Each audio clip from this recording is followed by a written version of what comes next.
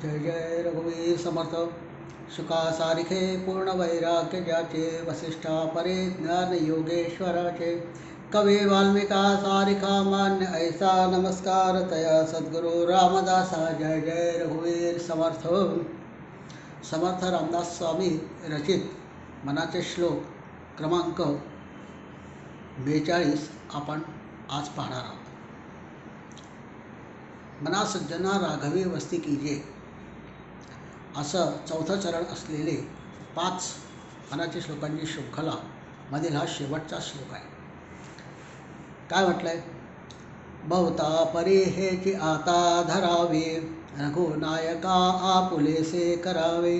दीनानाथ हे तोडरी ब्रीद गाजे, मना सज्जना राघवी वस्ती की जय श्रीराम. मागील श्लोकामधून आपल्याला क्रमाक्रमाने आपल्या मनामध्ये भगवंताचं वसतिस्थान कसं तयार झालं पाहिजे यासाठीचे मार्गदर्शन समर्थांनी केलेले आहे. पुढे काय म्हणतात? बहुता परी हेची आता धरावे. हेची म्हणजे काय? बहुता परी म्हणजे अनेक देव आहेत, अनेक प्रकारची सृष्टी आहे, अनेक प्रकारच्या कल्पना आहेत, अनेक प्रकारचे विषय आहेत, अनेक प्रकारचे सुख उपभोग आहेत, दुःख उपभोग आहेत. या संपूर्ण चराचर सृष्टीमध्ये प्रपंचित कर्म करीत असताना या सगळ्यांमधून नेमकं आपल्याला काय धरायचं हे वरती अनुस्वार दिलेला आहे. म्हणजे समर्थांना प्रत्यक्षपणे हेच सांगायचं की हे सगळं तुला कर्मप्राप्त आहेच, त्याच्यात तुला लिप्त व्हायचं नाही. पण नेमकं काय धरायचं आहे? रघुनायका आपुलेसे करावे. पुढच्या चरणामध्ये काय सांगितलं? त्या हेचीचं उत्तर पुढच्या चरणामध्ये दिलेलं आहे. बहुता परी हेची आता धरावे, रघुनायका आपुलेसे करावे. अशा त्या रघुनायकाला, आपल्या सद्गुरूंना, आपल्या आवडत्या भगवंताला, आराध्य दैवताला किंवा कुलदेवतेला किंवा कुलदैवताला एकालाच भजा, ज्याचं वसतिस्थान तुमच्या हृदयामध्ये तयार होते. महाभारताच्या युद्धामध्ये भगवद्गीता सांगताना भगवंतांनी अर्जुनाला उपदेश केला आहे. अनेक प्रकारचे देव आहेत. आकाशात पतितं तोयै यथा गच्छति सागरं, सर्वदेव नमस्काराः केशव प्रतिगच्छति. म्हणजे आकाशामध्ये अनेक देव आहेत. सगळ्या देवांना नमस्कार करत बसलास तर तुझा हा जन्म तुला उरणार नाही. कुठल्या तरी एका देवाला नमस्कार कर, आणि तो शेवटी कोणाला? एकालाच मिळणारा, आणि तो आहे फक्त मी, म्हणजेच भगवंत. कोण? भगवान श्रीकृष्ण, भगवान श्रीराम किंवा विठ्ठल किंवा शंकर किंवा अजून ज्याचं जे आवडतं दैवत आहे, त्या एकालाच भजा. झाडाच्या शेंड्यावरती जर पावसाचं पाणी पडलं तर ते झाडावरच्या पानांना मिळतं का? नाही. त्याच्यासाठी जी क्रिया आहे तिथून ते घसरत घसरत घसरत घसरत मुळाकडे यावं लागतं, आणि मूळ मग ते पाणी त्या शेंड्यावरच्या पानाला पोचतं करतं. तसंच आपलं जीवन आहे. हा त्यातला सूक्ष्म अर्थ लक्षात घ्या.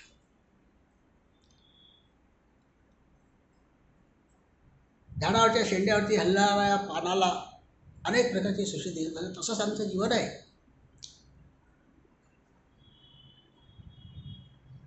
त्याला पडणारं पाणी त्याला थोडा वेळ सुखावतं, क्षणिक सुखाच्या मागे ते थोडा वेळ आनंदित होतं, डोलतं, हलतं, खुश होतं. परंतु पडणारं पाणी त्याच्या कामाचं नाही आहे. हे त्याला केव्हा कळतं? जेव्हा ते पिवळं होऊन जमिनीवर पडतं. आम्हाला पिवळं होऊन मृत्यूशय्येवर पडायचं आहे नाही. आम्हाला काय करायचं आहे? प्रभाते मनी राम चिंतित जावा, पुढे वैखरी राम आधी वदावा. सांगितलंय समर्थांनी मागील श्लोकामधून. आमच्या आयुष्याची प्रभात झालेली आहे, मनुष्यजन्म आम्हाला मिळालेला आहे. त्या जन्माचं इति कर्तव्यता काय आहे?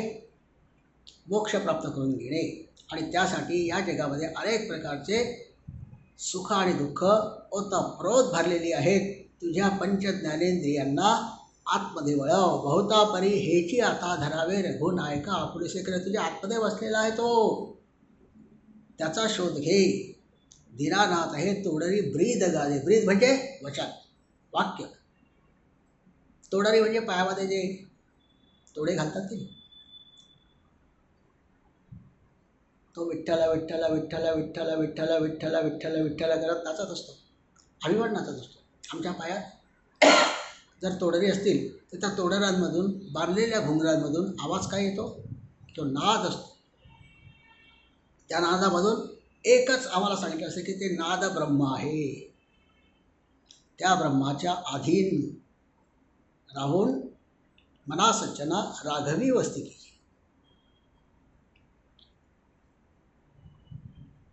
पंढरीच्या वारीमध्ये अनेक वारकरी असतात. बंधू आणि भगिनी, वृद्ध, तरुण, लहान मुलं, म्हातारी, कोतारी सगळेच असतात. परंतु एकच विठ्ठल विठ्ठल विठ्ठल विठ्ठल जय हरी विठ्ठल या तालावरती ते संपूर्ण पथ क्रमण करत असतात. मनामध्ये विठ्ठल, आपल्या क्रियांमध्ये विठ्ठल, कानांमध्ये विठ्ठल, वाणीने विठ्ठल, अशा त्या विठ्ठलाच्या नामस्मरणामध्ये ते सतत गुंतलेले असतात. म्हणून हे मना अशा सज्जनांच्या सहवासामध्ये सतत राहायचा प्रयत्न कर. त्यामुळे तुला मना सज्जना राघवी वस्ती कीजे हे कृतीमध्ये उतरवायला जास्त वेळ लागणार नाही. त्यासाठी वारीतच जायला पाहिजे, म्हणजे मग पुढच्या वर्षीपर्यंत वाट पाहायची अशी पण सुद्धा गरज नाही आहे. आपल्या आजूबाजूच्या परिसरामध्ये, आपल्या घरामध्ये सुद्धा आपण नामस्मरण, हरिकीर्तन, चिंतन, मनन यामध्ये मग्न होऊ शकतो.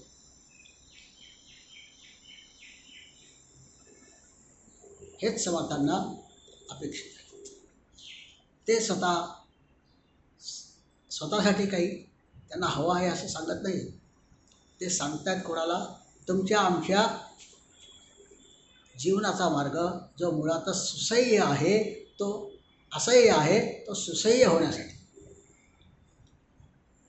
कारण आमची वृत्ती बाहेर पडते, बाहेर बघते, तिला आत वळवायचं आहे. आतमध्येच तो बसला आहे, त्याला बाहेर शोधून उपयोग नाही. बाहेर तुम्ही नुसते बघणार की देवाची मूर्ती सुंदर आहे, त्याला छान दागदागिन्यांनी मढवलेलं आहे, पण त्या दागदागिन्यांमध्ये काय आहे? ते नेमकं सोनं आहे. हिरे मोती लावले आहेत, पण तो काय नेमका दगड आहे हे आम्हाला कळलं पाहिजे. म्हणून आम्ही पुन्हा अजून मोतीचे हार आणतो आणि त्या देवाला घालतो, मूर्तीला घालतो. ते जातात कुठे? त्याचा काय विनियोग होतो का होत नाही याच्याकडे आपण लक्ष देऊ किंवा न देऊ. त्यामुळे लक्ष दिलं तर आपल्या जीवनाचं जे लक्ष आहे ते विचलित होणार आहे. त्यामुळे अशा मर्त्य क्षणभंगूर सुखांच्या आणि सृष्टीमधील दिसणाऱ्या सर्व दृश्य पदार्थांकडे पहा, परंतु त्यामध्ये लिप्त होऊ नकोस. तुला लिप्त व्हायचं आहे? बहुतापरी हेची आता धरावे या ठिकाणी लिप्त व्हायचं आहे तुला. कुठं? सगळ्यांमध्ये जो एक आहे, एकच एक आहे ना तत्व भरलेलं सगळीकडे. नभी वावरे जो अणुरेणुकाही रीता ठावया राघवे वीण नाही. मग मी तर त्याला बाहेर बघतोय, मला दिसत नाही, फक्त मूर्ती दिसते. माहिती आहे की मूर्ती म्हणजे हा दगड आहे, काळा पाषाण दगड, त्यातून घडवलेली विठ्ठलाची मूर्ती आहे, रामाची मूर्ती आहे, कृष्णाची मूर्ती आहे, राधेची मूर्ती आहे, शिवपार्वती आहेत. ही आपण नावं दिलेली आहेत त्यांना. ही त्यांची सगुण रूपातली मूर्ती. कारण आपल्याला कोणाचं तरी ध्यान करण्यासाठी समोर काहीतरी लागतं. त्यामुळे याच्यामध्ये जास्त गुंतून न राहता त्याच्या ज्या मूर्तिकारांनी ती मूर्ती घडवली तो मनुष्यच आहे. त्या मनुष्याच्या हृदयामध्ये त्या मूर्तीचं चिंतन झालेलं आहे, त्याच्या हाताने त्याला साथ दिलेली आहे, त्याच्या डोळ्याने त्याला साथ दिलेली आहे आणि ती मूर्ती साकार झालेली आहे. ती मूर्ती साकार करण्याची कला ज्याने निर्माण केली त्या मूर्तीच्या द्वारे त्या माणसाच्या हृदयामध्ये डोकावण्याचा प्रयत्न करा, म्हणजे तुम्हाला भगवंताचा साक्षात्कार झाल्याशिवाय राहणार नाही. मूर्तीकडे पाहताना हे आम्हाला आठवलं पाहिजे, हे आम्हाला जाणवलं पाहिजे. तसंच जिवंत मनुष्य प्राण्याकडे पाहताना सुद्धा आम्हाला याची जाणीव झाली पाहिजे. भुकेला मनुष्य असो किंवा ज्याची भूक पूर्णपणे संतृप्त झालेली आहे, तृप्त नाही संतृप्त, पोट भरल्याशिवाय भगवंताची भक्ती करता येत नाही. भगवंत म्हणतो तुम्ही उपाशी राहणार हे मला मान्य नाही, कारण हे कर्म दौर्बल्य आहे.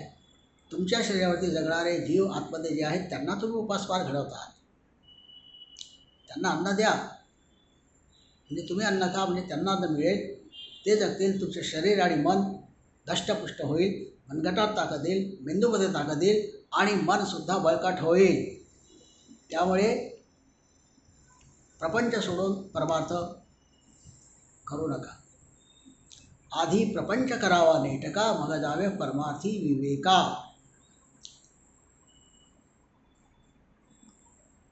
पुराणांमधून अनेक उदाहरणं आहेत. कित्येक साधू संतांनी किंवा अवतारित लोकांनी सुद्धा प्रपंच केलेला आहे. रामाचा प्रपंच आहे, कृष्णाचा प्रपंच आहे, विठ्ठलाचा प्रपंच आहे, एकनाथ महाराजांचा प्रपंच आहे, तुकाराम महाराजांचा प्रपंच आहे, समर्थांचा प्रपंच आहे. पण त्यांनी कोणाचा प्रपंच केला? संपूर्ण विश्वाचा प्रपंच केला. चिंता करीतो विश्वाची, हा त्याचा प्रपंच आहे. तो कसा चालावा, कसा चालायला हवा हे तो मला सुचवून घेणार आहे, आणि त्यासाठी मला हा माझा देह झिजवायचा आहे. यासाठी हा समर्थांचा प्रपंच. शंकराचार्य आहेत, त्यांनी अनेकांचे प्रपंच मार्गी लावण्यासाठी लहानपणापासून भ्रमंतीवर कशासाठी गांजलेल्या जो म्हणे आपला तो ते साधू ओळखावा, आणि संपूर्ण भारतामध्ये पसरलेल्या दैवदैवतांच्या वेगवेगळ्या अधिष्ठानांसाठी त्यांनी भारतामध्ये म्हणजे हिंदू समाजामध्ये असलेल्या लोकांमध्ये एक पंचायतन स्थापन करा, आपल्या घरी आणा, त्याची पूजा करा. तेच आहे, म्हणजेच काय, पृथ्वी आप तेज वायू आकाश यांची ती तत्त्व आहेत, त्यांची पूजा महत्त्वाची आहे. ती मूर्ती रूपात करा, मग मानसिक रूपात करा, आणि मग त्याच्यामध्ये असलेलं तत्त्व जाणून उमजून समजून घेऊन कृतीमध्ये उतरवून आपले जीवन धन्य करून घ्या. असे ते अनेक साधू संतांनी आपल्या कृतीमध्ये उतरवले आहेत. तेच तुम्ही सुद्धा आपल्या कृतीमध्ये उतरवा, म्हणजेच भवतापरी हेची आता धरावे, रघुनायका आपलेसे करावे. रघुनायका का म्हटलं आहे? म्हणजे रघुकुल वंशाचा जो नायक आहे श्रीराम, त्याला तुम्ही आपलंसं करा. कसा आहे तो? सत्यवचनी आहे, एकवचनी आहे, एकपतिव्रत आहे की नाही? तसं एकच त्याने आपल्याला उपदेश केलेला. त्याच्या कृतीमधून, त्याच्या संपूर्ण रामायणामधून त्यांनी एकाचंच ध्यान धरलेलं आहे, आणि हे आम्हाला त्यातून समजायला हवं. असा तो रघुनायक समर्थांचे गुरु आहेत. म्हणून आपल्या गुरुची कीर्ती वाढवावी म्हणून सभातेने म्हटलं की रघुनायका आपलेसे करावे. कोणाला श्रीकृष्ण आवडत असतं, श्रीकृष्णाला आपलेसे करावे. इथे मूळ सांगायचं काय आहे त्यांना, की आपल्याला जे आवडतं दैवत आहे, आपल्या पिंडानुसार, आपल्या वृत्तीनुसार त्याला आपलंसं करून घ्या. तेव्हाच तुमच्या मनामध्ये सज्जन जो आहे, सर्वात सज्जन त्या राघवाची म्हणजेच तुमच्या आराध्य दैवताची वस्तीस्थान तयार होऊन तो तुम्हाला उपकृत करून घ्यायला जास्त वेळ घेणार नाही. जय जय रघुवीर समर्थ.